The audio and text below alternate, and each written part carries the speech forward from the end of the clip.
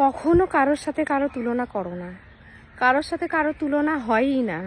কখনো এটা ভেবো না যে এই মানুষটি আমার বাবার মতন, আমার ভাইয়ের মতন, আমার মায়ের মতন, আমার বোনের মতন বা আমার এক্সের মতন কেন নয়, বা কেন করতে পারছে না যেগুলো ওরা করতে পারতো। কারণ ও পারবেই না, কেউ কখনো পারে না কারোর মতন হতে। Everyone is perfect in their own way.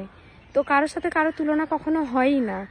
যেমন ধরো কেউ রান্না করতে ভালোবাসে বা ভালো রান্না করতে পারে, আবার পরিবেশন করতে পারে না।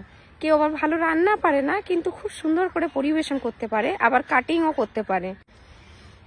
তো এমনই কেউ কবিতা লিখতে ভালোবাসে বা কবিতা লিখতে পারে ভালো, আবার আবৃত্তি করতে পারে না। কেউ আবৃত্তি করতে পারে, লিখতে পারে না। তো দুটো মানুষের মধ্যে যদি কেউ তুলনা করে তাহলে সেটা হবে কি খুব বড় একটা বোকামি। তো আমরা যখনই কাউকে বলি যে ওই মানুষটি ভালো না, তো ভালো করে ভেবে যদি দেখি যে